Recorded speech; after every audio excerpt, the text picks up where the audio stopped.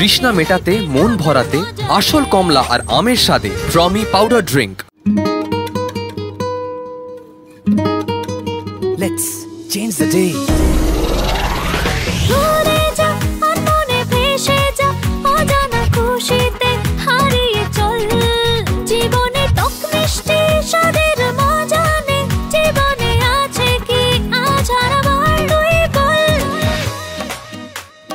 তেঁতুলের চটপটা মজাদার স্বাদে টমি চাটনি। জীবন হোক না আর একটু বেশি টক মিষ্টি।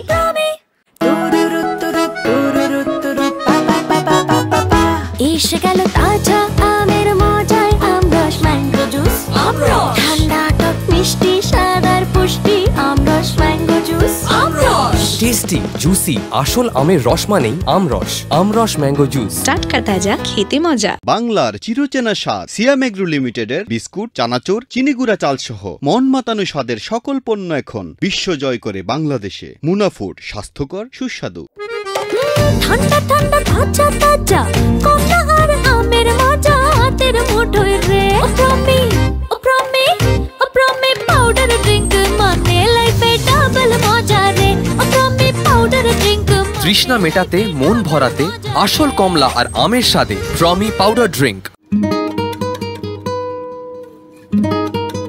Let's change the day.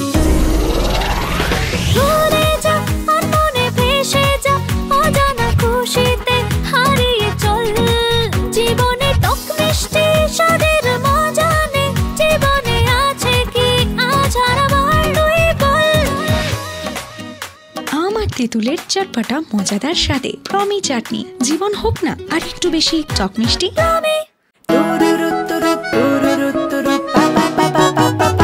এসে গেল তাজা আমের মজায় আমরস ম্যাঙ্গো জুস। ঠান্ডা টক মিষ্টি স্বাদ পুষ্টি আমরস ম্যাঙ্গো জুস।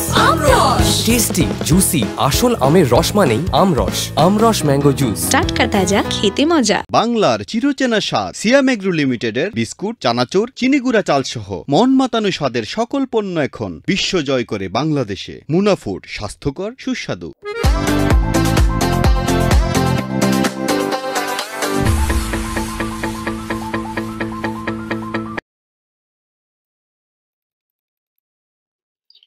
শুভ সন্ধ্যা দর্শকবৃন্দ, আমন্ত্রণ জানাচ্ছি চ্যানেল 19 এর কেরিয়ার পাথ অনুষ্ঠানের দ্বিতীয় পর্বে। আমি শায়লা শারমিন। আজকের অনুষ্ঠানে আমরা আলোচনা করব মেডিকেল সায়েন্স এবং লাইফ সায়েন্সে উচ্চশিক্ষা এবং গবেষণার জন্য বিদেশে আসার সুযোগ সুবিধা প্রসঙ্গে। আমার সঙ্গে আছেন ডক্টর সঞ্জিদা আক্তার। তিনি বাংলাদেশ থেকে MBBS করেছেন এবং ট্রিনিটি কলেজ ডাবলিন থেকে MSc শেষ করেছেন। সম্প্রতি তিনি ইউকে ডাক্তারদের রেজিস্ট্রেশন এক্সাম ক্লিয়ার করেছেন। এবং আছেন জুয়েল দাস। তিনি ন্যাশনাল ইউনিভার্সিটি অফ আয়ারল্যান্ড গলওয়েতে PhD করছেন এবং সিনিয়র সায়েন্টিফিক অফিসার হিসাবে বাংলাদেশ বিজ্ঞান ও শিল্প গবেষণা পরিষদে কর্মরত আছেন। আমি প্রথমেই চলে যাচ্ছি ডক্টর সঞ্জিদার কাছে। ডক্টর সঞ্জিদা, প্রথমে আপনাকে অনেক অভিনন্দন ইউকে রেজিস্ট্রেশন এক্সাম ক্লিয়ার করার জন্য। যেহেতু আপনি সম্প্রতি এক্সামটি ক্লিয়ার করেছেন, তাই জানতে চাইবো যে এই এক্সামের পাথওয়ে কি কি আছে। ধন্যবাদ শায়লা শারমিন আমাকে অভিনন্দন জানানোর জন্য, এবং ধন্যবাদ জানাচ্ছি চ্যানেল 19 কে এত সুন্দর একটা প্রোগ্রাম আয়োজন করার জন্য। ইউকেতে আমি রিসেন্টলি রেজিস্ট্রেশন এক্সামগুলো ক্লিয়ার করেছি। সো ইউকের পাথওয়েগুলো বলার আগে একটু ছোট্ট করে বলে নেই যে ইউকে হেলথ কেয়ার সিস্টেমটা হচ্ছে one of the best health care system in the world, এবং অলসো রিসেন্টলি ইউকেতে অনেক ডাক্তাররা আসছেন বাংলাদেশ থেকে। এখন ইউকেতে ডাক্তারদের চাহিদা অনেক বেশি। সো আমি বলবো যে এটা একটা বেস্ট অপরচুনিটি। এখন যাদের অ্যাব্রডে কেরিয়ার করার প্ল্যান আছে, ইউকেতে খুব ইজিলি কেরিয়ার প্ল্যানের কথা চিন্তা করা যেতে পারে এই মোমেন্টে। আর ইউকের যে পাথওয়েগুলো আছে তার মধ্যে একটা হচ্ছে প্ল্যাব এক্সাম। এটা একটা রেজিস্ট্রেশন এক্সাম। এটার পরে ইউকেতে registration with licence to practise পাওয়া যায়। এটাকে দুইটা পার্টে বিভক্ত, একটা হচ্ছে প্ল্যাব 1 এবং প্ল্যাব 2। এইটা এইটা একটা পুরোই রেজিস্ট্রেশন এক্সাম। তাছাড়া কিছু আরেকটা পাথওয়ে আছে যেটা হচ্ছে কিছু মেম্বারশিপ এক্সাম আছে। এটা ডিপেন্ড করে একটা স্পেশালিটির উপরে। এখন কারো কেরিয়ার প্ল্যান যদি থাকে মেডিসিনের উপরে, সে এমআরসিপি ক্লিয়ার করতে পারে, এবং যার প্ল্যান সার্জারি, তারা হচ্ছে এমআরসিএস এবং গাইনির জন্য এমআরসিইউজি, এরকম করে বিভিন্ন মেম্বারশিপ এক্সাম ক্লিয়ার করতে পারে। সেক্ষেত্রে মেম্বারশিপ এক্সাম ক্লিয়ার করার পরে আইএলটিএস দিয়েই রেজিস্ট্রেশনের জন্য অ্যাপ্লাই করা যায়। এই ২ টা পাথওয়ে ছাড়াও আরেকটা পাথওয়ে হচ্ছে কিছু পোস্ট গ্র্যাজুয়েশন কোয়ালিফিকেশন আছে। এটা ডিপেন্ড করে আসলে একেকটা কান্ট্রির উপরে। যেমন বাংলাদেশের জন্য ফেলোশিপ ইন অ্যানেসথেসিয়াতে যারা আছেন, তারা খুব ইজিলি জিএমসি রেজিস্ট্রেশনের জন্য এপ্লাই করতে পারবেন। এগুলো হচ্ছে জিএমসি রেজিস্ট্রেশনের ৩ টা পাথওয়ে। ধন্যবাদ আপু আপনাকে। হ্যাঁ, অনেক ধন্যবাদ সঞ্জিতা। আমি এখন চলে যাচ্ছি জুয়েল দাস আপনার কাছে। আপনার সঙ্গে কথা বলে জানতে পেরেছি যে আপনি বাংলাদেশ থেকে প্রথমে নেদারল্যান্ড আসেন মাস্টার্স করার জন্য স্কলারশিপ নিয়ে, এবং সেখান থেকে আয়ারল্যান্ড আসেন পিএইচডি করতে।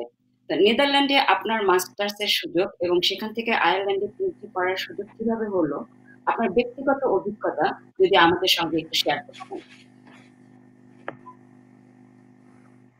ধন্যবাদ। চ্যানেল 19 এবং আমরা আয়ারল্যান্ড প্রবাসী এর সংশ্লিষ্ট সকলের প্রতি কৃতজ্ঞতা জ্ঞাপন করছি আজকে এই অনুষ্ঠানটি আয়োজনের এবং আমাকে আমন্ত্রণ জানানোর জন্য। আমার ধারণায় কেরিয়ার পাথ অনুষ্ঠানটির শ্রোতা বা দর্শক হলো মূলত যে বা যারা উচ্চশিক্ষা কিংবা গবেষণার উদ্দেশ্যে আয়ারল্যান্ড সহ ইউরোপের বিভিন্ন মানসম্পন্ন বিশ্ববিদ্যালয়ে ভর্তি হতে চায়, অর্থাৎ তরুণ প্রজন্ম এবং তাদের অভিভাবকবৃন্দ। কাজে আমি চেষ্টা করব দেশে এবং বিগত 4 বছরে দেশের বাইরে উচ্চশিক্ষা ও গবেষণায় সম্পৃক্ত হওয়ার সুবাদে যে স্বল্প অভিজ্ঞতা অর্জিত হয়েছে তারই আলোকে কিছু তথ্যপত্র আপনাদের সামনে উপস্থাপন করার। প্রথমে আসি নেদারল্যান্ডস প্রসঙ্গ। 2016 সালের নেদারল্যান্ডস সরকার কর্তৃক প্রদত্ত নেদারল্যান্ডস ফেলোশিপ প্রোগ্রাম এর আওতায় এনভায়রনমেন্টাল সায়েন্স অ্যান্ড টেকনোলজি বিষয়ে আমার মাস্টার্স করার সুযোগ হয়েছিল। কোর্সটি ছিল মূলত 1.5 বছরের। তার মধ্যে প্রথম 1 বছর ছিল কোর্স ওয়ার্ক এবং পরবর্তী 6 মাস ছিল প্রথমে থিসিস প্রপোজাল লেখা, সাবমিশন, এবং এরপর হচ্ছে গিয়ে মাস্টার্স থিসিস। তো যখনই আমি মাস্টার্স থিসিসের শেষের দিকে, তখন আমি চেষ্টা করি কিভাবে পিএইচডি কোর্সের জন্য মানে স্কলারশিপ ম্যানেজ করা যায় তথা পিএইচডি ফেলোশিপের সুযোগ পাওয়া যায়। ওই সময় আমি জানতে পারি ন্যাশনাল ইউনিভার্সিটি অফ আয়ারল্যান্ড গলওয়েতে মাইক্রোবায়োলজি ডিপার্টমেন্টে একটি প্রজেক্ট শুরু হতে যাচ্ছে, যে প্রজেক্টটি হচ্ছে গিয়ে সায়েন্স ফাউন্ডেশন আয়ারল্যান্ড এর অর্থায়নে, এবং এই প্রজেক্টটার আপনার টপিকটা হচ্ছে মূলত innovative energy technology for biofuel, bio economy and sustainable Irish bio economy, যেটাকে আমরা বলি IETS BIO3। আমি এই কারণেই বলছি, হয়তো অনেকেই ইন্টারেস্ট থাকতে পারে কোন ধরনের গবেষণা এই প্রজেক্টে হচ্ছে।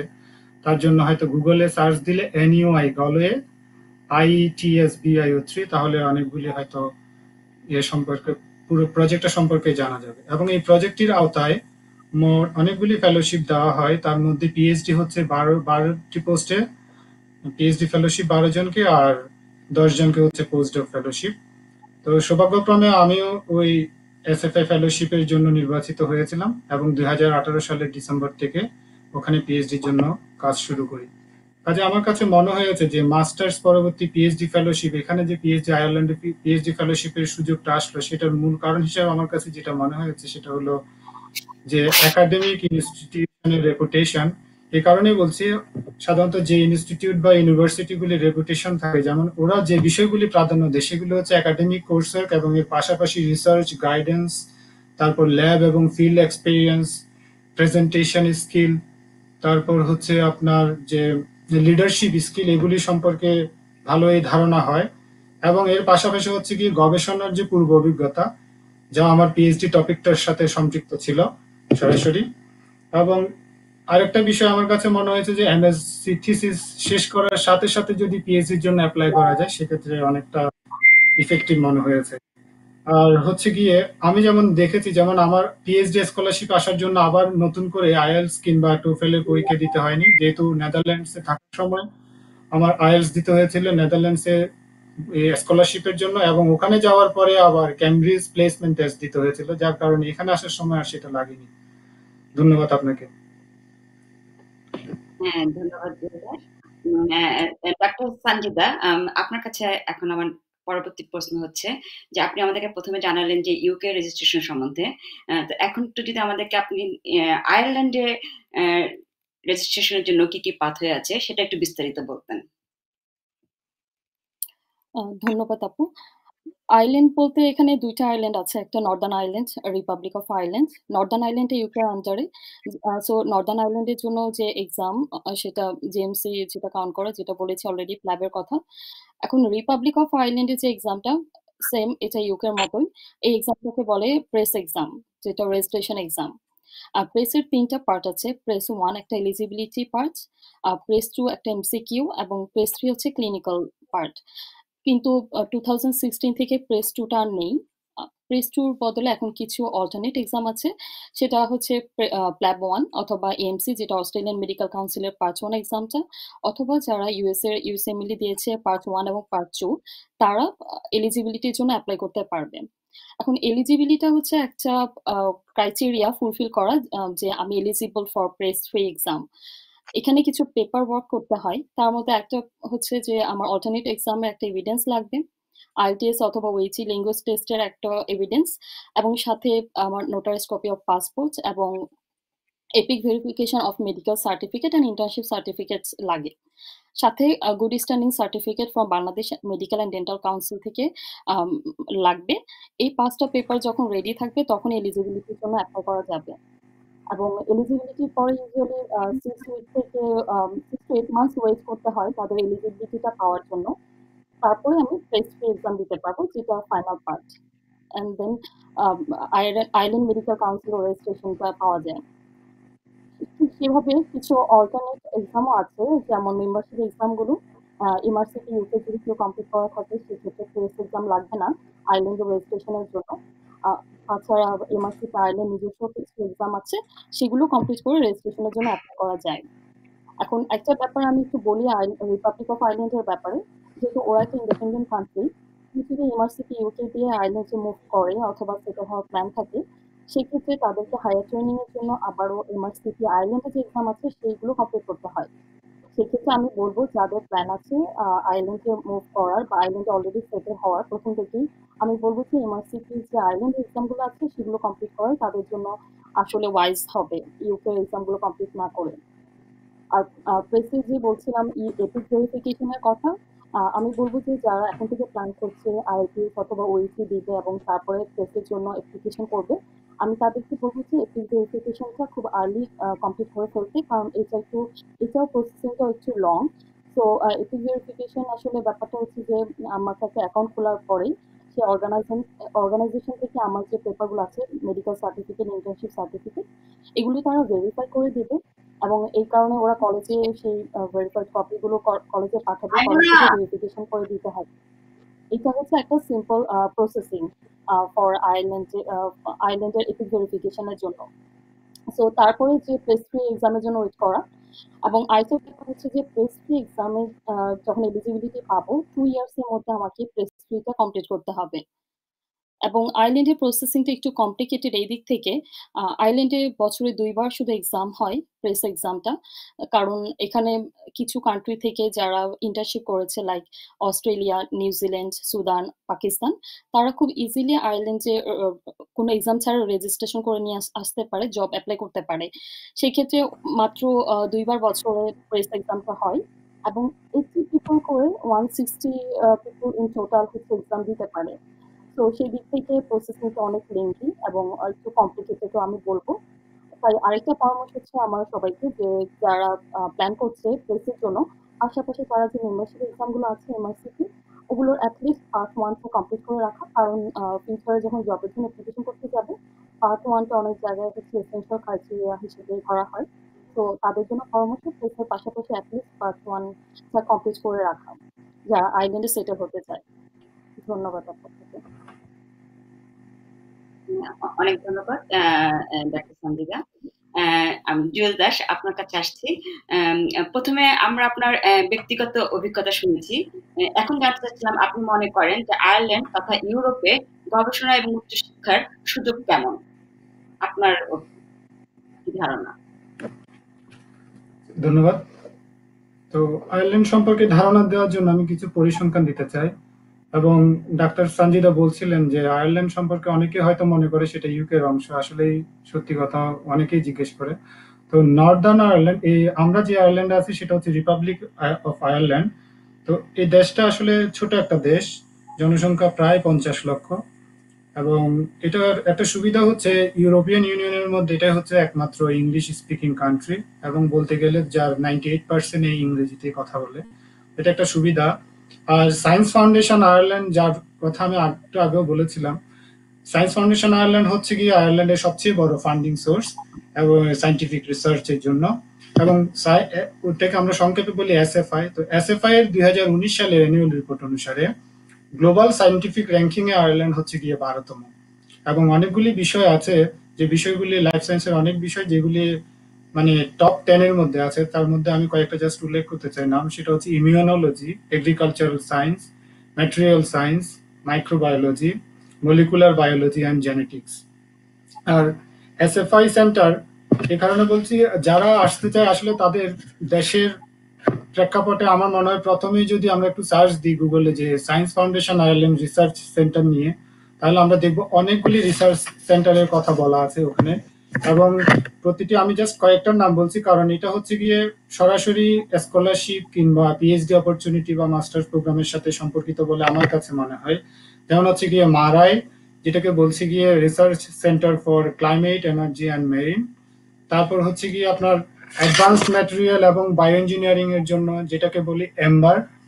আর অনেকে যাদের ফার্মাসিউটিক্যালস এ ইন্টারেস্ট আছে তাদের জন্য আছে, তাদের জন্য যেমন এসএসপিসি। তারপর আরেকটা প্রতিষ্ঠান রিসার্চ সেন্টার আছে, তাও এসএফআই এর আন্ডারে, সেটা হচ্ছে বায়োঅরবিক, যেটা হচ্ছে কি agricultural, renewable energy, biological resources, biotechnology এই বিষয়গুলি নিয়ে গবেষণা করে। তারপর কম্পিউটার সায়েন্স কিংবা ডেটা অ্যানালাইটিক্স এর জন্য আছে ইনসাইট। আমি জাস্ট কয়েকটার নাম বললাম, এই কারণে বলছি আমরা যদি এটা নিয়ে যদি একটু দেখি যে science foundation Ireland research centre, তাহলে আমরা অনেক কিছুই আসলে ওখানে জানতে পারবো। যেমন ওরা কোন বিষয়ে গবেষণা করছে, ওদের পাবলিকেশন গুলি যদি দেখে, ওদের স্ট্যান্ডার্ড কোন পর্যায়ের, ওদের সাথে ইউনিভার্সিটি এবং ইন্ডাস্ট্রির কোলাবোরেশনটা কেমন, তাহলে অনেক বিষয় সম্পর্কে ধারণা হবে। এবং সেটা আমার কাছে মনে হয় যদি স্কলারশিপ নাও হয়, আইডিয়া জেনারেটের ক্ষেত্রে অনেকটা উপকারী। এর পাশাপাশি রিসার্চ সেন্টারগুলির প্রত্যেকটা রিসার্চ সেন্টারের নিজস্ব ওয়েবসাইট আছে, এবং যেখানে পিএইচডি অপরচুনিটি, পোস্ট ডক বা ইন্ডাস্ট্রি প্লেসমেন্টের আপনার সব অ্যাডভার্টাইজমেন্ট গুলি দেওয়া থাকে, এবং ওইগুলি কোন ইউনিভার্সিটির সাথে লিঙ্ক বা কোন ইন্ডাস্ট্রির সাথে, সেগুলিরও ডিটেলস পাওয়া যায়। আর 2016 সালে, দুঃখিত, 2019 সালে এসএফআই আপনার যে অ্যানুয়াল রিপোর্ট তাতেও উল্লেখ করেছে যে আপনার পোস্ট গ্রাজুয়েটের জন্য 1610 জনকে নিয়েছে, ফেলোশিপ দিয়েছে। তার মধ্যে 1/3 অর্থাৎ বলতে গেলে প্রায় 500টা পিএইচডি অপরচুনিটি ছিল। আর ইউনিভার্সিটির কথা যদি বলি, যেহেতু আগেই বলেছি আয়ারল্যান্ড ছোট দেশ, এখানে মোট ইউনিভার্সিটি আছে 8টি। তার মধ্যে প্রথম 4টি হচ্ছে গিয়ে কিউএস ওয়ার্ল্ড র্যাঙ্কিং এ 1 থেকে 300 এর মধ্যে আছে, আর বাকি 4টা সেটা 400 থেকে 800 কিউএস র্যাঙ্কিং এ আছে। আর এই ইউনিভার্সিটির বাইরে ইনস্টিটিউট এবং টেকনোলজি আছে আপনার 14টি। কাজে আমি বলবো সুযোগ অবশ্যই আছে বলে হয়তো প্রতি বছরই কম বেশি আসছে, কিন্তু আমার মনে হয় এখানে সুযোগটা নির্ভর করবে আসলে আমি কোথায় আসতে চাচ্ছি, কেন আসতে চাচ্ছি, আমার নিজের কতটুকু ওই যে রিকোয়ারমেন্ট সেগুলি ফুলফিল করতে পারছি সেটার উপরে নির্ভর করবে বলে আমার কাছে মনে হয়। ধন্যবাদ আপনাকে। হ্যাঁ, ধন্যবাদ জুয়েল। ডাক্তার সঞ্জিতা, আপনি আমাদেরকে ইউকে এবং আয়ারল্যান্ডের রেজিস্ট্রেশন সম্বন্ধে বলেছেন। এখন থেকে আপনি আমাদেরকে ক্লাব এবং প্রেসে এক্সাম নিয়ে ডিটেলস বলতেন, একটু ডিটেলস আলোচনা জানতে চাচ্ছিলাম। ধন্যবাদ আপু। প্ল্যাব এবং প্রেস নিয়ে একটু ডিটেইলি বলি। প্ল্যাব দেওয়ার আগে প্রথমে যে রিকোয়ারমেন্টটা ফুলফিল করতে হয় সেটা হচ্ছে ওইচি বা আইএলটিএস এর এক্সাম ক্লিয়ার করা। এখন একটা খুব কমন কোশ্চেন সবার যে ওইচি নাকি আইএলটিএস দিব, কোনটা ইজি অথবা কোনটা ইজিলি আসলে রিকোয়ারমেন্টটা পাওয়া যায়। সো এক্ষেত্রে আমার পরামর্শ হবে যে ওইচিটা একটু এক্সপেন্সিভ আইএলটিএস থেকে, কিন্তু ওইটিতে একটা অ্যাডভান্টেজ এটা যে এটা medicine based reading, listening, writing এবং স্পিকিং থাকে। সেক্ষেত্রে এটা একটু ইজি এবং স্টাডি মেটেরিয়ালটা খুবই ইন্টারেস্টিং, যেখানে আইএলটিএস আমার কাছে মনে হয় একটু বোরিং। এবং আরেকটা ব্যাপার যে ওইটিতে স্পিকিংটাতে বা রাইটিংয়ে পাস করাটা একটু ইজি, কারণ হচ্ছে স্পিকিংটা পুরোটাই পেশেন্টের সাথে ডিলিং, সেক্ষেত্রে এটা আমাদের জন্য একটু ইজি। এবং আমি নিজেও আসলে আইএলটিএস ৪ বার দিয়েছি। যেমন রাইটিং এ আমি প্রত্যেকবারে আটকে যাচ্ছিলাম। আমার কাছে মনে হয় যে আইএলটিএস এর রেজাল্টটা পুরোটা আনসার্টেন। যতটাই কনফিডেন্ট হই না কেন, এটা পুরোটাই ডিপেন্ড করে আসলে যে এক্সামিনিং খাতা দেখছে তার উপরে আমার কাছে মনে হয় যে এটা ফুললি ডিপেন্ড করে। কনফিডেন্টটাই শুধু ফ্যাক্টর না এখানে আইএলটিএস এ। কিন্তু ওইটিতে যেমন একটা ফরম্যাট মেইনটেইন করলে রাইটিং এ পাস করা খুবই ইজি। এখানে একটা ডিসচার্জ লেটার থাকবে। সো আমি মনে করি যে সেদিক থেকে যদি কেউ আমার কাছে পরামর্শ চায়, আমি বলব যে ওইটিতেই এফোর্টটা দিতে। কারণ সেম এফোর্ট দিয়ে ওইটিতে একবারেই পাস করাটা খুবই ইজি। যেখানে আইএলটিএসটা সত্যি খুবই আনসার্টেন। এবং তারপরে আসে প্ল্যাব 1। প্ল্যাব 1 টা মেইনলি এমসিকিউ বেসড একটা এক্সাম। এখন প্যান্ডেমিকের জন্য আগে যেমন ছিল 180 কোয়েশ্চেন, এখন 150 টা কোয়েশ্চেনের অ্যান্সার করতে হয় এবং এটা ক্যান্ডিডেটদের পারফরম্যান্সের উপরে ডিপেন্ড করে মার্কিংটা করা হয় এবং সেই দিনের মার্কিং এর উপর ডিপেন্ড করে যে পাস ফেলটা নির্ধারণ করা হয়। তারপর আসে প্ল্যাব 2। প্ল্যাব 2 টা মেইনলি হচ্ছে একটা ক্লিনিক্যাল এক্সাম, যেখানে বিভিন্ন ধরনের স্টেশন থাকে। কারণ প্ল্যাব 2 র পরে হচ্ছে আমরা যারা পাস করবে তারা জবের জন্য এলিজিবল হবে। সেক্ষেত্রে একটা ওয়ার্কিং এনভায়রনমেন্ট এ কি ধরনের সিনারিও আমাদেরকে ফেস করতে হবে সেটার উপর ডিপেন্ড করে হচ্ছে প্ল্যাব 2 এর এক্সামটা সাজানো হয়। সো এটা যেমন হতে পারে একটা ইনডি পেশেন্টের সাথে আমি কিভাবে ডিল করব, একটা পেশেন্টকে কিভাবে কাউন্সেলিং করব, কিভাবে একটা কলিগের সাথে আমাদের রোল প্লে করতে হয়। দেন এখানে কিছু স্টেশন থাকে, এক্সাম, ইথিক্যাল ইস্যুস থাকে। সো এগুলো সব ডিপেন্ড করে হচ্ছে একটা জব এনভায়রনমেন্টে আমি যে ব্যাপারগুলো ফেস করতে হবে সেগুলোর উপরে। একেকটা অ্যাপ্রোচ থাকবে একেক রকমের। সো এখানেও পাস মার্কটা ডিপেন্ড করা হচ্ছে ক্যান্ডিডেটদের পারফরম্যান্সের উপরে। সেই দিনে ক্যান্ডিডেটরা যদি ভালো পারফরম্যান্স করে সেখানে একটা মার্কিং ক্রাইটেরিয়া হয়তোবা বেশি হবে, কম হবে। এটার উপর ডিপেন্ড করে। সাথে আরেকটা ব্যাপার হচ্ছে যে স্টেশনগুলো নির্ধারণ করা থাকে যে আগে ছিল 18 টা স্টেশন, এখন প্যান্ডেমিকের কারণে খুব সম্ভবত 15 টা, হয়তোবা 15 বা 14 টা, আমি আসলে এক্সাক্টলি আমার ধারণা নেই এখন। বাট একটা থাকে যেমন 18 টা যখন ছিল তখন 11 টা স্টেশনে পাস করতেই হবে। 11 টা স্টেশনের পাশাপাশি আমাকে যে পাস মার্ক আছে তার উপরে নাম্বার পেতে হবে। এইটা হচ্ছে প্ল্যাব 2 র মার্কিং ক্রাইটেরিয়া। এবং প্ল্যাব 2 র সাথে যদি আমি কম্পেয়ার করতে চাই, এখানে একটু একটা জিনিস এডিশনাল প্রেস ফিতে, যেখানে রাইটিং এক্সাম দিতে হয় 1 আওয়ারে। এটা মার্কিং হচ্ছে লাইক 120। এখানে আলাদা করে রাইটিং এ পাস করতে হবে। তারপরে যে ক্লিনিক্যাল পার্টটা সেটা ৬ টা প্র্যাকটিক্যাল থাকে, ৬ টা কমিউনিকেশন স্টেশন থাকে। এবং পেস্ট্রির একটা ব্যাপার হচ্ছে যে এখানেও প্রত্যেকটা পার্টে আলাদা করে পাস করতে হয়। লাইক রাইটিং এ পাস করতে হবে আলাদা, দেন প্র্যাকটিক্যালে আলাদা এবং কমিউনিকেশনে আলাদা করে পাস করতে হয়। সো এটাও ডিপেন্ড করে ক্যান্ডিডেটদের পারফরম্যান্সের উপরে।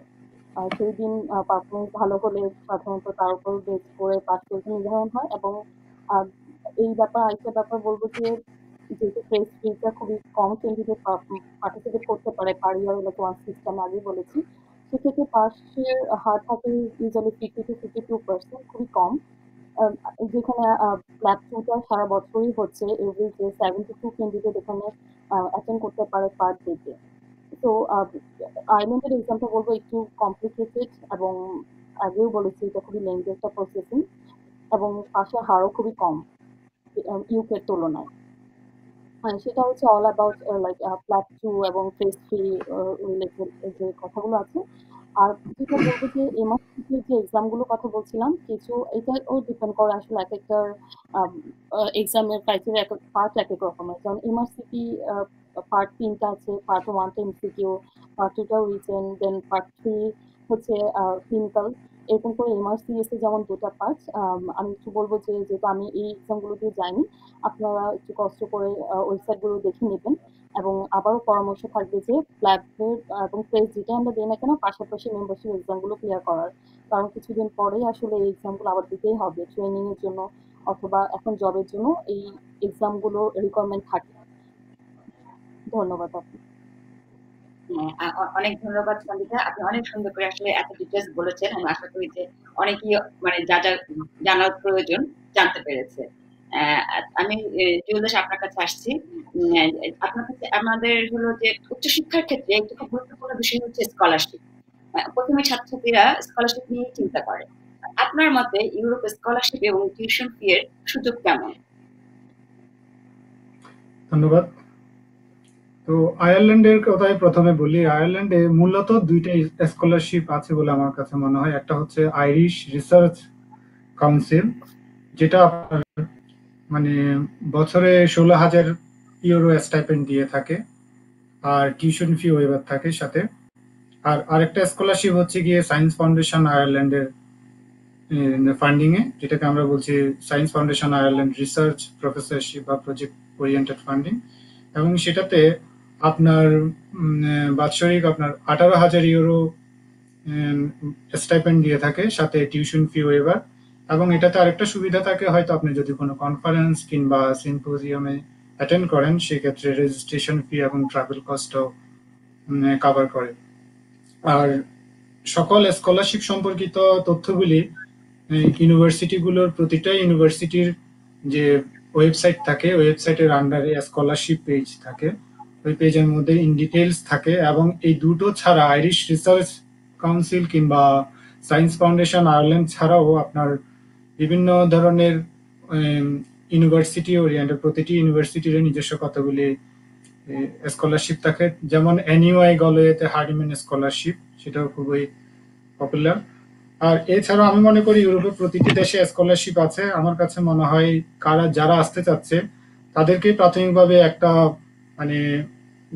প্রাথমিকভাবে একটা স্টাডি করা প্রয়োজন। আমি কোথায় যেতে চাচ্ছি, কোন দেশে এবং কোন বিষয়ে গবেষণা করতে চাই, এবং সেই ক্ষেত্রে কোন কোন স্কলারশিপ আছে। এখন তো ইন্টারনেটে আসলে অনেকগুলি অপশন আছে, আপনার খুঁজে পাওয়াটা তুলনামূলক আমার কাছে মনে হয় আগের তুলনায় অনেক সহজ। এবং ইউনিভার্সিটিগুলির রেপুটেশন কেমন, এবং সেটা যদি পিএইচডি রিসার্চ প্রফেসরশিপের আওতায় বা প্রজেক্টের আওতায় হয়, তাহলে সেক্ষেত্রে যে প্রফেসর লোক নিবে সেই প্রফেসরের প্রোফাইলটা দেখতে পারেন, কোন বিষয়ে কাজ করছে, সেটা আপনার কাজের সাথে যাচ্ছে কিনা, বা ওনার রেপুটেশনটা কেমন, ওনার পাবলিকেশনের স্ট্যাটাসটা, সাইটেশন, ওগুলো দেখা যেতে পারে আপনার নিজের স্যাটিসফ্যাকশনের জন্য। আর এর বাইরে যেহেতু নেদারল্যান্ডসে আমার সুযোগ হয়েছিল, সেক্ষেত্রে বলি আমরা যে স্কলারশিপের আওতায় গিয়েছিলাম সেটা নেদারল্যান্ডস ফেলোশিপ প্রোগ্রাম বলতো। এখন এটাকে নতুন ফরম্যাটে এনেছে, সেটার নাম হচ্ছে গিয়ে অরেঞ্জ নলেজ প্রোগ্রাম, ও ক্যাপি বলে। তো এটা সেম, কিন্তু ডেভেলপিং কান্ট্রিজ, অনেকগুলি ডেভেলপিং কান্ট্রিজ যেগুলি আছে সেগুলি থেকে ওরা নিয়ে নেয়। বাংলাদেশ থেকে প্রতি বছরই যায়। আমরা যে ইনস্টিটিউশনে ছিলাম সেখানে আমাদের সময় প্রতি বছরে দেখা যেত 4-5 জন করে আসছে, এবং সারা নেদারল্যান্ডসে মিনিমাম 20-25 জনের মতো নেই, ওভাবে হয়। এবং সেটাতে শুধু ওকেপি ফেলোশিপ না, এছাড়াও আরেকটা ফেলোশিপের অর্থায়ন করে, সেটা হচ্ছে ওয়ার্ল্ড ব্যাংক। ওয়ার্ল্ড ব্যাংকও চায় যে উন্নয়নশীল দেশগুলি থেকে এদেরকে ফান্ডিংটা দিয়ে যাতে সহায়তা করতে। আর এক্ষেত্রে আমার কাছে মনে হয়েছে নেদারল্যান্ডসের ক্ষেত্রে ওরা দেখে আসলে আপনি যে এটা পরবর্তীতে দেশের জন্য কি অবদান রাখবে সেটা নিয়ে একটা স্টেটমেন্ট চাই, যেটা গভর্নমেন্টের স্টেটমেন্ট এবং মোটিভেশন লেটার, ওই দুইটাকে ওরা খুব প্রাধান্য দেয়। এছাড়াও ইউরোপে অনেকগুলি আসলে দেশ, এটা সামগ্রিকভাবে বলাটা কঠিন, তবে আমার কাছে মনে হয় যারা আসতে চাচ্ছে তারা যদি আগে প্রথমে সিলেকশনটা করে নেয় যে আমি কোথায় যেতে চাচ্ছি, কোন জায়গায় যেতে চাচ্ছি এবং কি নিয়ে গবেষণা, তাইলে হয়তোবা সুবিধা হয়। ধন্যবাদ আপনাকে। ধন্যবাদ জুয়েল দাস আপনাকে। আমরা দর্শকবৃন্দ, আমরা ছোট্ট একটি বিজ্ঞাপন বিরতিতে যাব, আমাদের সঙ্গেই থাকবেন। ঠান্ডা ঠান্ডা তাজা তাজা কমলা আর আমের মজা হাতের মুঠোয় রে। প্রমি পাউডার ড্রিঙ্ক মানে লাইফে ডাবল মজা রে। প্রমি পাউডার ড্রিঙ্ক, তৃষ্ণা মেটাতে, মন ভরাতে, আসল কমলা আর আমের স্বাদে Promi powder drink. Let's change the day. ঘুরে যা আর মনে ভেসে যা, অজানা খুশিতে হারিয়ে চল। জীবনে টক মিষ্টি স্বাদের মজা নে, জীবনে আছে কি আজ হারাবার দুই বল। আম আর তেঁতুলের চটপটা মজাদার স্বাদে প্রমি চাটনি। জীবন হোক না আর একটু বেশি টক মিষ্টি।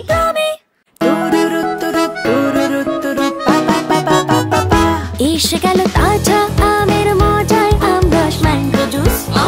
ঠান্ডা টক মিষ্টি স্বাদ আর পুষ্টি আমরস আমরস ম্যাঙ্গো জুস আমরস টেস্টি জুসি আসল আমের রস মানেই আমরস আমরস ম্যাঙ্গো জুস টাটকা তাজা খেতে মজা। বাংলার চিরচেনা স্বাদ সিয়াম এগ্রো লিমিটেডের বিস্কুট, চানাচুর, চিনিগুড়া চাল সহ মন মাতানো স্বাদের সকল পণ্য এখন বিশ্ব জয় করে বাংলাদেশে। মুনাফুড।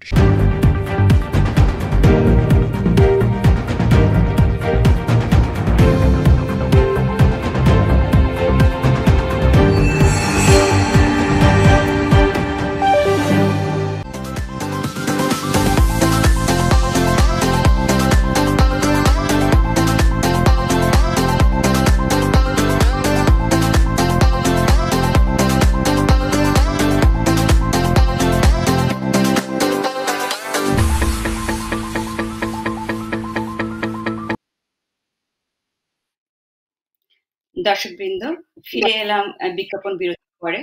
কথা বলছিলাম ইউরোপ তথা আয়ারল্যান্ডে উচ্চশিক্ষা এবং গবেষণার সুযোগ এবং সম্ভাবনা নিয়ে ডাক্তার সানজিদা আক্তার এবং জুয়েল দাসের সঙ্গে। বিজ্ঞাপন বিরতিতে যাবার আগে ডক্টর জুয়েল দাসের সঙ্গে কথা বলছিলাম স্কলারশিপের নিয়ে, এবং তিনি খুব সুন্দরভাবে আমাদেরকে ব্যাখ্যা করেছেন। এখন আমি চলে যাচ্ছি ডাক্তার সানজিদা আক্তারের কাছে। ডাক্তার সানজিদা, আমাদের শেষ প্রশ্নে আপনি আমাদেরকে এক্সামের ডিটেলস বলেছিলেন প্লাব এবং প্রেসে। এই এক্সামের প্রিপারেশন কিভাবে নিতে হবে এবং প্রিপারেশন টাইমলাইন কেমন হলে ভালো হয় বলে আপনি মনে করেন? ধন্যবাদ। আসলে প্রিপারেশনের টাইমলাইন বা প্রিপারেশন এগুলো আমি প্রথমে বলবো ডিপেন্ড করে আসলে ইন্ডিভিজুয়াল সার্কামস্টেন্সের উপরে। একটা ব্যাপার একটু বলে নিই, কোনো এক্সামই ইজি না। এখানে আইএলটিএস থেকে শুরু করে প্ল্যাব 2 পুরোটা এক্সাম প্রসিডিউরটাই খুবই ডিফিকাল্ট এবং খুবই স্ট্রেস, এবং সবাইকে স্ট্রেসের মধ্যে দিয়ে যেতে হয়। কারো হয়তো বা কম সময় লাগে, কারো একটু বেশি সময় লাগে, বাট এটা খুবই স্ট্রেসফুল। তাই আমার প্রথম পরামর্শ হবে যে খুব তাড়াহুড়া করে এক্সামের জন্য বুকিং দেওয়াটা ঠিক হবে না। প্রথমে অবশ্যই যে কোনো এক্সামের প্যাটার্নগুলো কেমন এগুলো সম্পর্কে একটু আইডিয়া নিতেই হবে। এখন বলি একটু আইএলটিএস অথবা ওএইচএর কথা। আইএলটিএস এর কথা বলছিলাম যে এটা একটু ডিফিকাল্টি আমার কাছে মনে হয়েছে পাস মার্কটা পাওয়া। সো ওএইচএ নিয়ে যেটা আমি বলবো যে যারা ফ্রেশার তাদেরকে বলবো যে অ্যাটলিস্ট 2 মান্থস হাতে রেখে দেন ওএইচএর বুকিংটা দেওয়া, কারণ একটু এক্সাম প্যাটার্নটা সম্পর্কে ভালো করে তাদের আইডিয়া নিতে হবে। আর যারা অলরেডি অনেকে আইএলটিএস এর জন্য প্রিপারেশন নিচ্ছিলেন তারা যদি ওএইচএতে সুইচ করতে চান সেক্ষেত্রে 1 মান্থ একটা প্রিপারেশনই ইজি ওএইচএটা দেওয়া। যেমন আমি 26 ডেজ লেগেছিল আমার ওএইচএ প্রিপারেশন নিতে। তার আগে আমি বলেছি অলরেডি আমি 4 বার আইএলটিএস এর জন্য ট্রাই করেছি, রাইটিং এ যেহেতু সেই মার্কটা উঠাতে পারিনি। এখন প্রিপারেশনের কিভাবে নিতে হবে সেই ক্ষেত্রে আমি বলবো যে রিডিং লিসেনিংটা পুরোটাই নিজের প্র্যাকটিসের উপরে, এটার কোনো বিকল্প নেই। সেক্ষেত্রে টেকনিকগুলো নিজেরা বের করে নিতে পারেন, এবং স্পিকিং এর জন্য একটা কনস্ট্যান্ট পার্টনার খুবই ইম্পর্টেন্ট, এবং সাথে গ্রুপেও প্র্যাকটিস করতে হবে। সেটাও খুবই ইম্পর্টেন্ট এই কারণে যে অনেক সময় গ্রুপে অনেক ফিডব্যাক পাওয়া যায়, সেটা থেকে নিজেরা ইমপ্রুভ করা যায়। এবং রাইটিং এর ব্যাপারে যেটা আমরা করতাম যে একটা করে রাইটিং লিখে আমরা আপলোড করতাম এভরিডে একটা করে টপিক। সেই ক্ষেত্রে সবার এটা মিস্টেক গুলো কারেক্ট করে দিত। এক্ষেত্রে গ্রামাটিক্যাল অনেক কিছু শেখা যায় এবং অনেক ইমপ্রুভ হয় এইটা থেকে, কারণ 6 জনে 6টা রাইটিং যখন পড়বো এক একজনের অ্যাপ্রোচ এক এক ধরনের হবে, সেটা থেকে খুব ভালো একটা খুব গুড একটা সলিউশন পাওয়া যায় আসলে রাইটিং থেকে। সো এভাবে করে প্রিপারেশনটা নিতে পারে ওইচির ব্যাপারে, এবং ওইচি ফর বাংলাদেশি গ্রুপ আছে, ওখানে কেউ যদি অ্যাটাচ থাকে সব ধরনের মেটেরিয়াল অ্যাভেলেবল আছে, এবং বাংলাদেশিদের জন্য বলবো এই গ্রুপটাতে জয়েন হতে, কারণ এই গ্রুপে অনেক প্রত্যেক সময় যারা এক্সাম দেয় তারা একটা গ্রুপ করে স্টাডি করে। সো এবং এই ওইচির জন্য কোনো ধরনের কোচিং করার আসলে কোনো দরকার নেই যদি কেউ গ্রুপ অ্যাক্টিভ থাকে। দেন প্ল্যাব 1 এ যেটা বলবো, প্ল্যাব 1 একটা এমসিকিউ বেসড এক্সাম হলেও এটাও ডে বাই ডে খুবই ডিফিকাল্ট হয়ে যাচ্ছে। সো এটাকেও খুব লাইটলি নেওয়ার কিছু নেই। আমি বলবো যে অ্যাটলিস্ট 2 মান্থস হাতে নিয়ে ওই প্ল্যাব 1 টাও দেওয়া। কিন্তু যাদের হচ্ছে ফ্যামিলি কোনো কমিটমেন্ট আছে বা বেবি আছে তাদেরকে আমি বলবো আরেকটু লেংথি সময় করে এক্সামটা দিতে, কারণ কোনো যদি হেল্পিং হ্যান্ড না থাকে সেক্ষেত্রে অ্যাটলিস্ট 3 to 4 মান্থস টাইম নিয়ে এক্সামটা ক্লিয়ার করার কথা বলবো। তারপর আসি প্ল্যাব 2 র কথা। এটা একটু ডিটেইলে বলি যে প্ল্যাব 2 যেহেতু একটা ক্লিনিক্যাল বেসড এক্সাম, তো এখানে আমরা যে ধরনের হেলথ সিস্টেমে আমরা যেভাবে কনসালটেশনটা করি, ইউকের কনসালটেশনটা টোটালি ডিফারেন্ট। এবং আমি যেহেতু বলছি যে অনেক ধরনের অ্যাপ্রোচ এখানে আছে, এই অ্যাপ্রোচগুলো আয়ত্ত করাটা খুবই ইম্পর্টেন্ট। এবং ইউকেতে কিছু একাডেমি আছে প্ল্যাব টুর জন্য। কারো যদি সুযোগ থাকে, ইকোনমিক সাপোর্ট সবকিছু মিলে ইউকেতে লং টার্ম স্টে করার একটা ফ্যাসিলিটি থাকে, সেক্ষেত্রে আমি বলব অবশ্যই একটা একাডেমিতে জয়েন হতে। তাহলে ব্যাপারগুলো আরেকটু ক্লিয়ার হয়ে যায়। এবং আমার ডক্টর ফ্রেন্ডরা বলি যারা এখন প্ল্যান করছে অলরেডি ইউকেতে আসার, তাদের জন্য একটা পরামর্শ হবে যে বাংলাদেশে থাকাকালীন অবস্থায় অ্যাটলিস্ট সবগুলো স্টেশন 2 টাইমস কমপ্লিট করে আসা। তাহলে নিজের মধ্যে একটা কনফিডেন্ট গ্রো করবে। তখন একাডেমিতে যদি আমি প্র্যাকটিস করি, আমি হয়তোবা একটু মডিফাই করতে পারবো। যদি একদমই কোনো কিছু না জেনে এসে একাডেমিতে কোচিং করবো আর সবকিছু জেনে যাবো, ব্যাপারটা যদি চিন্তা করি তাহলে ব্যাপারটা ভুল হবে। কারণ হচ্ছে তখন একটা স্ট্রেস থাকে। এতগুলো স্টেশন একসাথে কমপ্লিট করে নতুন করে পড়ে আসলে এক্সাম দেওয়াটা একটু ডিফিকাল্ট। তাই আমি বলব যে এটলিস্ট 2 টাইমস বাংলাদেশে থাকা অবস্থায় প্ল্যাবচুর পড়াগুলো একটু কমপ্লিট করে আসতে, এবং অবশ্যই একজনের গাইডলাইন নিতে যারা অলরেডি প্ল্যাবচু পাস করেছে। এরকম অনেকেই আছে, কারণ অলরেডি বাংলাদেশ থেকে বলেছি অনেক বাংলাদেশে এসেছে। আমার কাছ থেকেও যদি কেউ গাইডলাইন চায়, অবভিয়াসলি আমি ট্রাই করব সব ধরনের হেল্প করতে। সো এইটা হচ্ছে তাদের জন্য পরামর্শ। আর অনেকে আসলে ফ্যামিলি কমিটমেন্টের জন্য হোক আসতে পারে না ইউকেতে। এটাতে হতাশ হওয়ার কিছু নেই। আমি একটু বলি যে আমার একটা ফ্রেন্ড এখানে, ও আমার সাথে এসে কিছুদিন প্র্যাকটিস করতো। সে কিন্তু কোনো কোচিং করেনি, কোনো একাডেমিতে অ্যাটেন্ড করতে পারেনি, কারণ তার 2টা বেবি। সে আলটিমেটলি পাস করেছে একবারেই। আমার আরেকটা ফ্রেন্ডও আছে যে অনলাইনে কোচিং করেছে। এখন আরেকটা জিনিস হচ্ছে যে প্যান্ডেমিকের কারণে সব একাডেমিগুলো এখন অনলাইনে হচ্ছে। সো অনলাইনে যদি কেউ ক্লাস করে ফেলতে পারে সেটা তো খুবই বেটার। বাংলাদেশ থেকে অনলাইনে ক্লাস করে জাস্ট এক্সামের আমি বলবো 4-5 দিন আগে চলে এসে যে এক্সাম স্টেশনগুলো আছে ওগুলো প্র্যাকটিস করে এক্সাম হলে যাওয়া যায়। সো এটা আমার আরেকটা ফ্রেন্ডের হিস্ট্রি যে অনলাইনে কোচিং করেছে, তার বেবি ছিল বলে সে মুভ করতে পারেনি। সে এক্সামের ঠিক 8 দিন আগে গিয়ে এক্সামটা একবারে ক্লিয়ার করে এসেছে। সো এটা হচ্ছে আসলে রিয়েল সিনারিও, এবং এটা পুরোটি ডিপেন্ড করে একজনের নিজের অবস্থার উপরে। যেমন আমিও গিয়েছিলাম কোনো পার্সোনাল প্রবলেমের কারণে আমি আসলে কোচিং ভালো করে করতে পারিনি। দেন ১ম বার আমার খারাপ হয়েছিল 1 মার্কের জন্য। 2nd বার আমি আর যাইনি ইউকেতে। সেক্ষেত্রে 2nd বার আমি পুরাই ট্রাই করেছি অনলাইনে আমার ফ্রেন্ডদের সাথে পড়ার, এবং পুরো একবার কমপ্লিট করে আমি নিজে একবার কমপ্লিট করেছি। দেন আমি কনফিডেন্ট ছিলাম 2nd টাইম যে হ্যাঁ, আমি জানি অ্যাপ্রোচগুলো, যেটা নতুনই হোক, পুরাতন স্টেশন আসুক সমস্যা নেই, কারণ আমি এই অ্যাপ্রোচগুলো জানি। এটা ফার্স্ট টাইম হয়েছিল, আমি অনেক অ্যাপ্রোচই জানতাম না। একটা স্টেশনে তো আমি চুপ করে বসেছিলাম যে এটা কি স্টেশন, আসলে আমি জানি না। একটা ইংলিশ স্টেশন হঠাৎ করে এত এমবি হয়ে গেছে, আমি আসলে কি বলবো?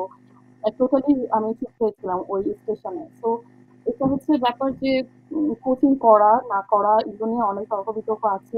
এটা আমি টোটালি বলবো নিজের পার্সোনাল যে অবস্থা তার উপর ডিপেন্ড করে এটা ডিসিশন নিতে। এবং কোচিং করে যে পাস করবে, কোচিং না করে ফেল করবে, এটা আসলে কোনো কথা না এখানে। তো এটা আমার বলা যে অ্যাটলিস্ট বাংলাদেশে যারা আছেন তারা 2 বার কমপ্লিট করে যদি পারেন অবশ্যই একাডেমিতে আসতে। আর যদি নাও হয় হতাশ হওয়ার কিছু নাই, একাডেমি ছাড়াও এই এক্সামটা পাস করা যায়। সেক্ষেত্রে একটা গাইডলাইন খুব ইম্পর্টেন্ট। আর প্রেস ফির ব্যাপারে যেটা বলবো, প্রেস ফিটা যেহেতু একটু রাইটিংও আছে সাথে, এটা প্রেস ফি আসলে কোনো নির্দিষ্ট সিলেবাস বা এরকম কিছু নেই। এটা অ্যাজ মাচ অ্যাজ নলেজ দরকার। ওখানে মেনলি কিছু এক্স-রে আর ইসিজি বেস কিছু কোশ্চেন থাকে, কিছু ডায়াগনোসিস থাকে। এগুলো কিছু প্রিভিয়াস ম্যাটেরিয়াল আছে, ওগুলো থেকে আসলে আমরা প্র্যাকটিস করছি। যেহেতু ওদের নির্দিষ্ট কোনো গাইডলাইন নাই প্রেস ফির ব্যাপারে। এটাই হচ্ছে প্ল্যাব এবং প্রেস ফ্রি এর ব্যাপারে বলা। আর প্ল্যাব 2 র ব্যাপারে একটু বলবো একটু টাইমিংটা। অবশ্যই বলবো যে একটু টাইম নিয়ে এক্সামের বুকিং দিতে। কারণ অনেকে প্ল্যাব 1 পাস করে 2 মাস 3 মাসের মধ্যে বুকিং দিয়ে এক্সামটা সম্পর্কে ভালো করে না জেনে। দেখা যায় যে বারবার যখন ফেল হতে থাকে 2-3 বার, তখন অনেক ডিপ্রেশনে চলে যাওয়া একটা সিচুয়েশন দাঁড়ায়। সো সেই ক্ষেত্রে বলবো একটু ওয়াইজলি ডিসিশন নেওয়ার জন্য। ধন্যবাদ। হ্যাঁ, সেটাই বোঝা গেল যে একটু সময় নিয়ে ধীরে সুস্থে প্রিপারেশন নিয়ে এক্সাম দেওয়াটাই ভালো হবে সবার ক্ষেত্রে আর কি। আচ্ছা, ঠিক আছে। আমি জুয়েল দাস, আমরা জানি যে আপনি বাংলাদেশে বিজ্ঞান এবং প্রযুক্তি মন্ত্রণালয়ে আছেন, এবং এই মন্ত্রণালয়গুলো থেকে কিছু স্কলারশিপ দেওয়া হয়ে থাকে বিদেশে উচ্চশিক্ষার জন্য। এই ধরনের স্কলারশিপ গুলো কিভাবে দেওয়া হয় এবং পাবার উপায় কি, সেটা যদি একটু বিস্তারিত বলতেন। ধন্যবাদ। বিজ্ঞান ও প্রযুক্তি মন্ত্রণালয় থেকে যে স্কলারশিপটা দেয় এমএসসি কিংবা পিএইচডি তে দেশে অথবা দেশের বাইরে যাওয়ার জন্য, সেটা হচ্ছে গিয়ে বঙ্গবন্ধু বিজ্ঞান ও প্রযুক্তি ফেলোশিপ ট্রাস্ট বলে। ওই মন্ত্রণালয়ের অধীন বঙ্গবন্ধু বিজ্ঞান ও প্রযুক্তি ফেলোশিপ ট্রাস্টের মাধ্যমে দেওয়া হয়, এবং সেক্ষেত্রে আপনার মাস্টার্স এবং পিএইচডি দুটোরই সুযোগ থাকে যে বাইরে যাওয়ার। এবং এক্ষেত্রে কিছু ক্রাইটেরিয়া আছে। ক্রাইটেরিয়াগুলো হচ্ছে আপনার যে ভালো মানের বিশ্ববিদ্যালয়, তবে ওখানে কোনো র্যাঙ্কিং এর কথা উল্লেখ নেই, থাকতে হবে মানে যেখান থেকে আপনি অফার লেটারটা নিচ্ছেন সেই অফার লেটারটা একটা ভালো মানের বিশ্ববিদ্যালয় হতে হবে। এবং আপনার যদি মাস্টার্স থাকে, মাস্টার্স অবশ্যই থিসিস এর যদি অভিজ্ঞতা থাকে তাহলে সেটাকে প্রায়োরিটি দেওয়া হবে। আর ন্যূনতম একটা শিক্ষাগত যোগ্যতা, যেমন ফার্স্ট ক্লাস থাকলো বা সবার জন্য যেটা প্রথম শ্রেণী বা সমমান, এটা লাগবে। এটা হচ্ছে কি এদের যে যে বিজ্ঞপ্তি সেটার মধ্যে যে জিনিসগুলি থাকে। তবে এই ক্ষেত্রে যাদের ইউনিভার্সিটি র্যাঙ্কিং এ নিশ্চয়ই ভালো মানের বিশ্ববিদ্যালয়তে অফার লেটার আসে তাদেরকে অবশ্যই প্রায়োরিটি দেবে, এটা তো স্বাভাবিক। আর এর বাইরে যেটা অপশন আছে সেটা হচ্ছে গিয়ে প্রধানমন্ত্রী ফেলোশিপ, যেটা প্রধানমন্ত্রীর কার্যালয়ের গভর্নেন্স ইনোভেশন ইউনিটের একটি প্রকল্পের আওতায় দেওয়া হয়। এবং এক্ষেত্রে কিন্তু অনেকগুলি শর্তাবলী আছে খুব গুরুত্বপূর্ণ। সেটা হচ্ছে কি আপনি যে ইউনিভার্সিটি র্যাঙ্কিং সেটা ওনারা দেখবে টাইমস হায়ার এডুকেশনের যে র্যাঙ্কিং তাতে 1 থেকে যদি 300 এর মধ্যে হয় তাহলে ওই ইউনিভার্সিটিগুলি থেকে যদি আপনার অফার লেটার থাকে তাহলে সেটা ভ্যালিড হবে আপনি অ্যাপ্লিকেশন করার জন্য। আর হচ্ছে গিয়ে অফার লেটারটা অবশ্যই নির্দিষ্ট মেয়াদের মধ্যে হতে হবে। তারপর আইএলস এর স্কোর থাকতে হবে ন্যূনতম 6, আর যদি সেটা টোফেল আইবিটি হয় তাহলে সেক্ষেত্রে 8। এবং আপনাকে যে স্কলারশিপ দেবে, আপনি যে ফিরে আসবেন আবার, সেটা যাতে হয়, এবং সেজন্য একটা বন্ডের ব্যবস্থা রেখেছে যাতে দেশে ফিরে আসার পরে আপনি এখানে অবদান রাখতে পারেন। এবং ওখানে যে অঙ্কে যে পরিমাণ স্কলারশিপের অর্থ সেটা হচ্ছে গিয়ে মোটামুটি ভালোই বলা যায় যে বাইরের যে স্কলারশিপ সেগুলির সাথে সমন্বয় রেখে আসলে ওখানে করার চেষ্টা করছে। যেমন মাস্টার্সের যদি 2 বছরের মাস্টার্স প্রোগ্রাম হয় তাহলে 60 লক্ষ টাকা দেওয়া হবে monthly stipend plus tuition fee এবং যে ট্রাভেল কস্ট থাকে সেটা কভার করার জন্য। আর সেটা যদি পিএইচডি হয় তাহলে হবে সেটা 2 কোটি টাকা। এবং সেই টাকার অঙ্কটা আবার বাড়তে পারে যদি আপনার যে অফার লেটারটা সেটা যদি ইউনিভার্সিটি র্যাঙ্কিংটা যদি 1 থেকে 50 এর মধ্যে হয় তাহলে পিএইচডির ক্ষেত্রে সেটা হবে 2 কোটি 20 লক্ষ টাকা, আর মাস্টার্স এর ক্ষেত্রে 66 লক্ষ টাকা। এই দুটা বললাম যেটা হচ্ছে গিয়ে এই প্রধানমন্ত্রীর কার্যালয় এবং হচ্ছে বিজ্ঞান ও প্রযুক্তি মন্ত্রণালয় থেকে পাওয়া যায়। তাহলে আর এছাড়া আপনার এমনিতে যে ইনফরমেশন গুলি বিভিন্ন মানে বাংলাদেশ সরকার হয়ে যে স্কলারশিপ গুলি নেওয়া হয় সেক্ষেত্রে হয় কি সেটা ওরা বিদেশের বিভিন্ন দেশ থেকে সেগুলি প্রথমে মন্ত্রণালয়ে আসে এবং শিক্ষা মন্ত্রণালয়ের মাধ্যমে এরা এটা সার্কুলার করে। তার কাজে আমি বলবো যে শিক্ষা মন্ত্রণালয়ে কেউ যদি শিক্ষা মন্ত্রণালয়ের ওয়েবসাইটে যে স্কলারশিপ নোটিশ বোর্ডে সবসময় একটু চোখ রাখে যে কোন ধরনের স্কলারশিপ দিচ্ছে, বা তাহলে আমার মনে হয় ভালো একটা ধারণা পাবে। এবং সেগুলি করে কি আপনার প্রথমে ওই মন্ত্রণালয়ের মাধ্যমে আবেদন করতে হয় এবং মন্ত্রণালয় প্রথমে একটা প্রাইমারি একটা সিলেকশন করবে, সিলেকশন করে ওনাদের দৃষ্টিতে যাদেরকে মনে হবে যে যোগ্য তাদের অ্যাপ্লিকেশন গুলি ফরওয়ার্ড করে পরবর্তীতে বাইরে পাঠায় আর কি। তো এ হচ্ছে গিয়ে দেশের মধ্যে যে স্কলারশিপ গুলি দেওয়া হচ্ছে বর্তমানে পিএইচডি কিংবা মাস্টার্স এর জন্য তার একটা ধারণা। ধন্যবাদ। সেটাই, আমরা কিন্তু আসলে অনেকেই জানি না যে দেশে থেকেও এত ভালো স্কলারশিপ দেওয়া হয়ে থাকে। আসলে আপনার এই বক্তব্যে অনেক ছাত্র জানতে পারলো। ধন্যবাদ জুয়েল ভাই। সঞ্জিদা, আমরা জানি যে আপনি ট্রিনিটি কলেজ থেকে মাস্টার্স করেছেন। আপনি মনে করেন যে ডাক্তারদের জন্য মাস্টার্স করা কতটা জরুরি? খুবই গুরুত্বপূর্ণ একটা প্রশ্ন করেছেন, ধন্যবাদ আপনাকে। প্রথমে একটু মাস্টার্স নিয়ে বলবো যে মাস্টার্সটা খুবই গুরুত্বপূর্ণ একটা কোর্স আমার কাছে, কারণ এখানে শেখার অনেক বিষয় আছে। যেমন সবচেয়ে বড় ব্যাপার হচ্ছে আমার মাস্টার্সটা রিসার্চ বেসড মাস্টার্স ছিল। আমাদের বাংলাদেশে 5 বছরের কারিকুলামে কারিকুলামে রিসার্চের কোনো অপশন নাই। তো সেই দিক থেকে বলবো একটা স্কিল অবশ্যই ডেভেলপ হয়েছে, যে রিসার্চ বেসড ওয়ার্কগুলো এখন আমার জন্য মনে হয় যে খুবই ইজি। এবং আরো কিছু প্রোডাক্ট ডেভেলপমেন্ট প্রজেক্ট, দেন প্রেজেন্টেশন স্কিল বলবো, আইটি স্কিল, বিভিন্ন ধরনের স্কিল আসলে ডেভেলপ হয়েছে মাস্টার্স থেকে। এবং সেই দিক থেকে চিন্তা করলে মাস্টার্সটা খুবই গুরুত্বপূর্ণ একটা কোর্স আমার কাছে। এখন যদি কোশ্চেনটা করা হয়ে থাকে যে ডাক্তারদের জন্য কতটুকু দরকার মাস্টার্সটা, তাহলে আমি বলবো যে ডিপেন্ড করে একটা ডক্টরের ফিউচার প্ল্যানের উপরে। এখন একজন ডক্টরের যদি ফিউচার প্ল্যান থাকে যে সে ল্যাব বেসড কোনো ওয়ার্ক করতে চায়, সেটাতে বেশি ইন্টারেস্টেড, তাহলে আমি বলব যে সেক্ষেত্রে একটা মাস্টার্স খুবই গুরুত্বপূর্ণ এবং সেই মাস্টার্সটা অবশ্যই হতে হবে একটা হাই র্যাঙ্কিং কোনো ইউনিভার্সিটি থেকে। এবং স্কলারশিপের ব্যাপারে মিস্টার জুয়েল দাস অলরেডি অনেক কিছু ইনফরমেশন দিয়ে দিয়েছে আমাদেরকে। আমি মনে করব যে তারা অবশ্যই ইনফরমেশন থেকে অনেক উপকৃত হয়েছেন এবং এই মাস্টার্সটার পরে ডেফিনিটলি তাদের জন্য অনেক পিএইচডি বা ফার্মাসিউটিক্যাল কোম্পানিগুলোতে জবের একটা ফেসিলিটি তো অবশ্যই থাকবে। একটা হাই র্যাঙ্কিং যখন ইউনিভার্সিটি থেকে মাস্টার্স করব সেখানে প্রেফারেন্সটাও বেশিই থাকবে। সেটা হচ্ছে তাদের জন্য যারা অবশ্যই একটা পিএইচডি করতে চান। কিন্তু যদি কোনো ডাক্তারের ফিউচার প্ল্যান থাকে যে আমি আসলে ক্লিনিক্যালি আমার ফিউচার প্ল্যান করার ইচ্ছা, সেক্ষেত্রে আমি বলব যে মাস্টার্সটা আসলে খুব ইম্পর্টেন্ট এখানে না। কারণ এই মাস্টার্সটা তার সিভিতে বলি তেমন যে খুব হেল্প করবে তা না। যদি তার পিওর প্ল্যান থাকে যে না আমি ক্লিনিক্যালি করব, জাস্ট ইউকেতে আসবো হয়তোবা পাশাপাশি আমি প্ল্যাব দিব, এরকম যদি প্ল্যান করে থাকে তাহলে আমি বলব যে মাস্টার্স যে কোর্সটা আমি করেছি এটা এতই বেশি স্ট্রেসফুল এবং অনেক টাইম নেয়। এখানে আসলে জব করাটাও খুবই ডিফিকাল্ট। যেমন আমার 5 ডেজ ক্লাস ছিল, ল্যাব ওয়ার্ক করতে হতো, দেন অ্যাসাইনমেন্ট এবং প্রত্যেক উইকে একটা করে এক্সাম। সো সেই ক্ষেত্রে আমি বলব আমি যেহেতু জব করিনি, আসলে ফ্যামিলির সাপোর্ট ছিল, সেটা খুবই ডিফিকাল্ট। আমি তখন প্ল্যাবের প্রিপারেশনের চিন্তা করেছি কিন্তু আলটিমেটলি নিতে পারিনি। একটা নতুন কান্ট্রিতে মুভ করে এত স্ট্রেসের মধ্যে দিয়ে আসলে এটা হয়ে ওঠেনি। সো আমি বলব কারো যদি ফিউচার প্ল্যান থাকে যে আমি ক্লিনিক্যালি ক্যারিয়ার করব, সেক্ষেত্রে মাস্টার্সের জন্য ইউকেতে আসাটা ওয়াইজ হবে না। তবে হ্যাঁ, মাস্টার্সের জন্য আসতে পারেন যদি কেউ স্কলারশিপ ম্যানেজ করতে পারেন সেক্ষেত্রে, এবং যদি ফ্যামিলি সাপোর্ট থাকে সেক্ষেত্রে অবশ্যই মাস্টার্সের সাথে প্ল্যাবের পড়াশোনাও চালিয়ে যাওয়া যাবে। একটু কষ্ট হলেও কেউ চালিয়ে নিতে পারবেন। ডিটারমিনেশনটা এখানে খুব ইম্পর্টেন্ট। কিন্তু যদি বলি যে সেলফ ফান্ডিং নিয়ে আসবো, সেক্ষেত্রে আমি বলব এটা আরেকবার চিন্তা করতে। সেলফ ফান্ডিং এ আসলে এতগুলো টাকা খরচ করে মাস্টার্স করার কোনো প্রয়োজন নাই যদি ক্লিনিক্যালি ক্যারিয়ার করার কোনো প্ল্যান থাকে। কারণ মাস্টার্স এর জন্য হয়তোবা ট্রেনিং এ 2-3 পয়েন্ট হয়তোবা অ্যাড হয়।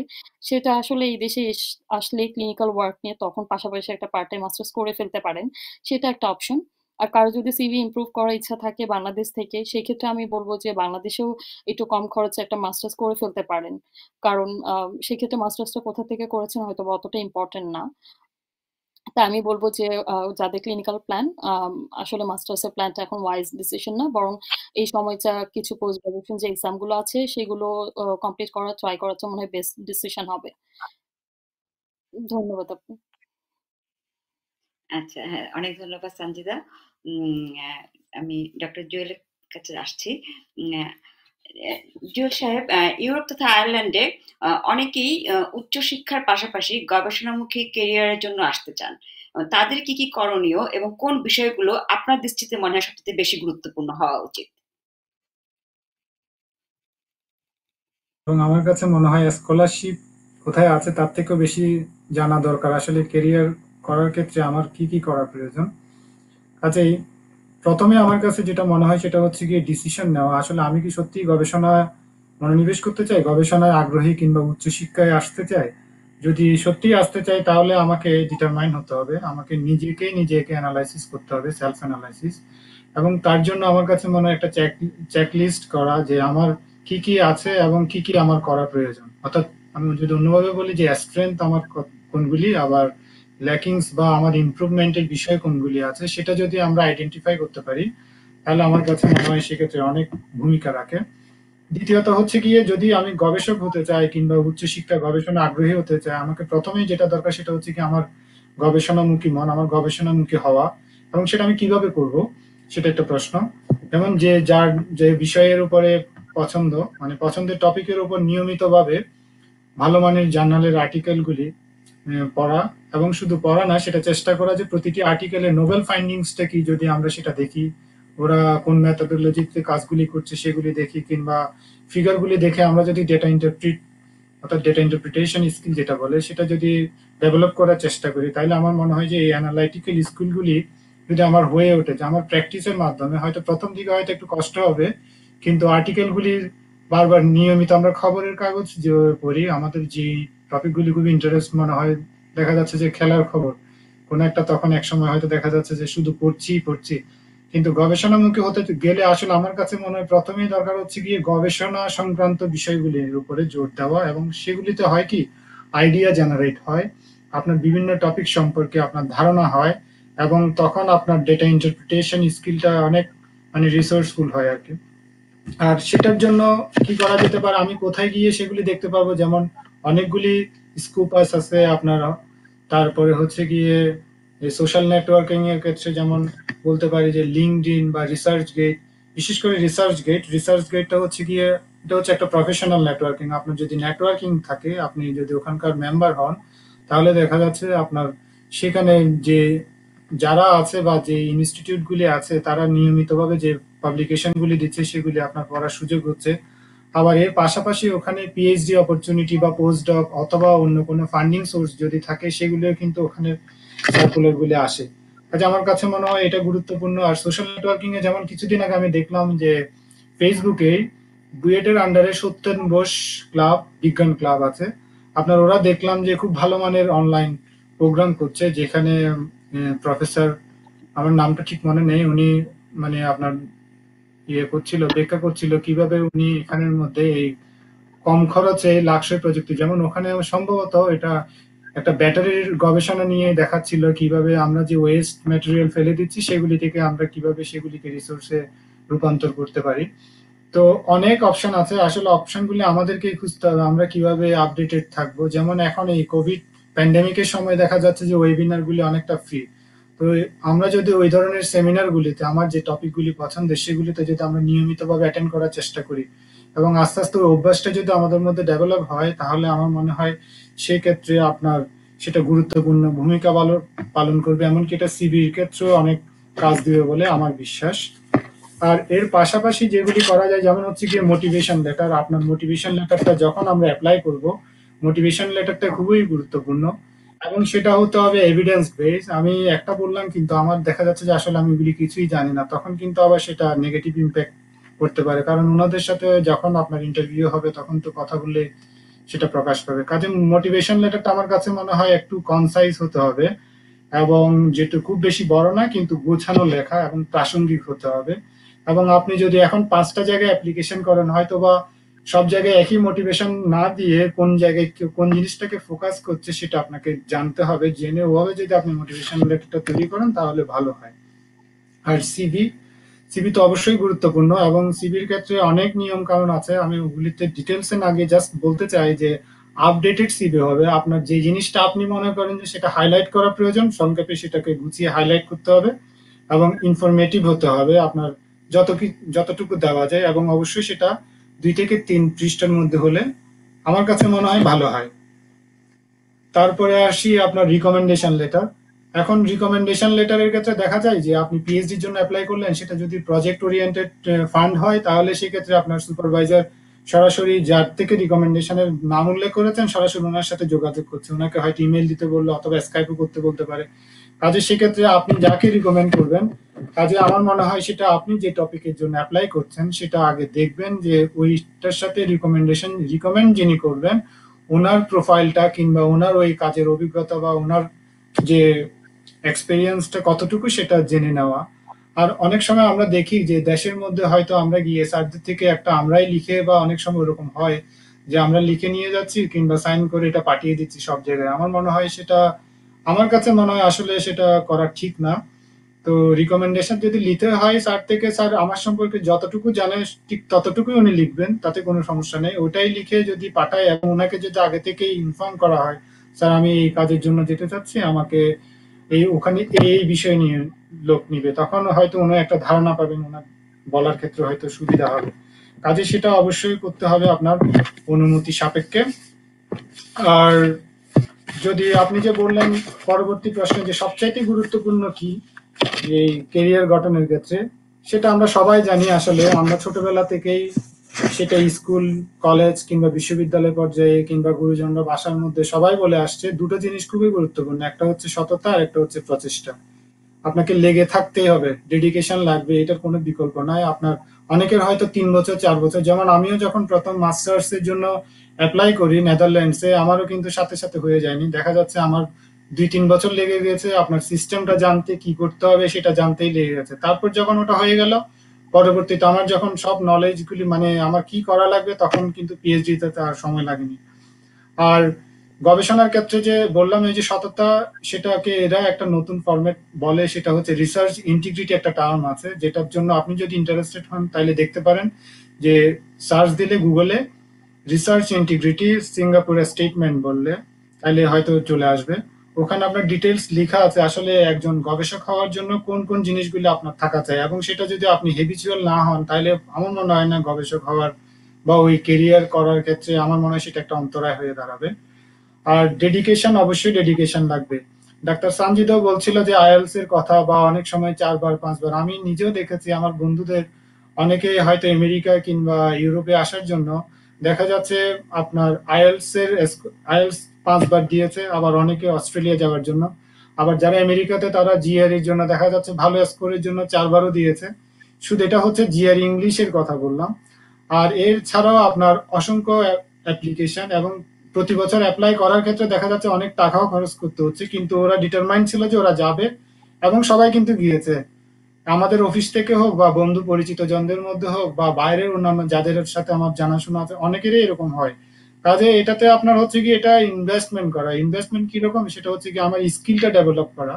তো স্কিল ডেভেলপের ক্ষেত্রে আপনার এটার কোনো বিকল্প নেই। এই যে বললাম যে আপনার সোশ্যাল নেটওয়ার্কিং, সেখানে দেখলেন আপনি নিয়মিত জার্নাল আর্টিকেল পড়ছেন, আপনার আইডিয়া জেনারেট হচ্ছে, আপনি এগুলি নিয়ে ভাবছেন, তাহলে অবশ্যই আপনার মধ্যে যখন ওটা ভিতর থেকেই যখন ডেভেলপ হবে তখন আর আপনাকে কেউ কাউকে বলে দিতে হবে না এই মোটিভেশন লেটারটা কিরকম হতে হবে বা এটা কি করলে হবে, তখন দেখবেন আপনিই সব বুঝতে পারছেন।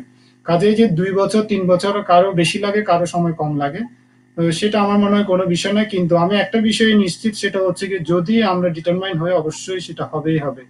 আর হচ্ছে গিয়ে সবসময় পজিটিভ অ্যাপ্রোচ থাকতে হবে। বিশেষ করে এখানে যেটা দেখেছি সেটা হচ্ছে সুপারভাইজাররা মূলত চায় আমি বাসায় কি করছি বা কোথায় কি করছি সেটা ওনাদের মাথা ব্যথা, বা পার্সোনাল লাইফ নিয়ে ওনাদের কোনো ইন্টারেস্ট থাকে না। ইন্টারেস্ট থাকবে আমার রিসার্চের প্রতি ইন্টারেস্ট আছে কিনা, আমি মন দিয়ে কাজ করছি কিনা, সেটাই ওরা দেখে। ধন্যবাদ আপনাকে। হ্যাঁ, ধন্যবাদ জুয়েল দাস। আমরা আসলে অনুষ্ঠানের একদম শেষ পর্যায়ে চলে এসেছি। আমি ডাক্তার সানজিদা, আপনার কাছে আমার একদম শেষ প্রশ্ন, এবং আপনি খুব আমাদেরকে সংক্ষেপে বলবেন যে জবের জন্য সিভি ইমপ্রুভ করতে গেলে কোন কোন বিষয়গুলো গুরুত্বপূর্ণ, এবং বাংলাদেশে যারা আছেন তারা ট্রেনিং করছেন তাদের কোন দিকগুলো ইমপ্রুভ করতে হবে বলে আপনি মনে করেন? খুব সংক্ষেপে যদি বলতেন প্লিজ। আচ্ছা, আমি চেষ্টা করবো অবশ্যই খুব সংক্ষেপে করার জন্য। জবের যে সিভি এখন, ইউকে জব মার্কেটটা খুবই কম্পিটিটিভ এখন, এবং অনেক এসেনশিয়াল ক্রাইটেরিয়া যেগুলো আছে যেগুলো আগে হয়তো বা লাগতো না, যেমন বলেছি পোস্ট গ্রাজুয়েশন একটা এক্সাম, এমআরসিপি, অ্যাটলিস্ট পার্ট 1, কখনো কোনো জবে হচ্ছে পার্ট 2টাও চাই। সেক্ষেত্রে আমি বলবো যে সবাইকে যে পার্ট 1 অথবা পার্ট 2 এই প্ল্যাব এক্সামের পাশাপাশি এটাও একটু কমপ্লিট করে ফেলতে, কারণ প্যান্ডেমিকের জন্য এখন সবকিছু ডিলে হচ্ছে। সো পার্ট 1টা যদি দিয়ে দিতে পারে সবাই, সেটা অবভিয়াসলি সিভির জন্য একটা খুবই ইম্পর্টেন্ট বিষয় এখানে। তারপরে আরেকটা যে ব্যাপারগুলো দেশের যারা ক্লিনিক্যাল ফিল্ডে আছে তারা করতে পারে, যে আমরা পেপার বেসড ওয়ার্ক করি, এইসব দেশে হচ্ছে সবকিছু কম্পিউটার বেসড। সো যে কম্পিউটার টাইপিংটা বলি, মাইক্রোসফট ওয়ার্ডের কাজগুলো, এগুলো একটু শিখে যদি ফেলতে পারে সেটা খুবই ইজি হবে তাদের জন্য পরবর্তীতে। এবং আরেকটা ব্যাপার যেটা আমি বলবো যে যেহেতু রিসার্চের কোনো আমাদের মেডিকেলে যে কারিকুলামে রিসার্চের কোনো অপশন যেহেতু নেই, একটা পাবলিকেশন অনেক সময় অনেক ইম্পর্টেন্ট। পিএইচডি বলি বা মাস্টার্স, এগুলো তো অনেক সময় পাবলিকেশনের জন্য আস্ক করে। সো সেই ক্ষেত্রে শুধু ল্যাব বেসড পাবলিকেশন না, যদি যারা ক্লিনিক্যাল ফিল্ডে আছে তারা একটা কেস স্টাডিও কিন্তু পাবলিকেশনের জন্য অ্যাপ্লাই করতে পারে। সেটা তারা হয়তো বা চেষ্টা করতে পারেন এই কোনো একটা কেস স্টাডি পাবলিকেশনের জন্য। আরেকটা ব্যাপার বলবো ক্লিনিক্যাল অডিট। এই ইন্টারভিউতে ক্লিনিক্যাল অডিট কোশ্চেনটা ফেস করেনি এমন কেউ নেই।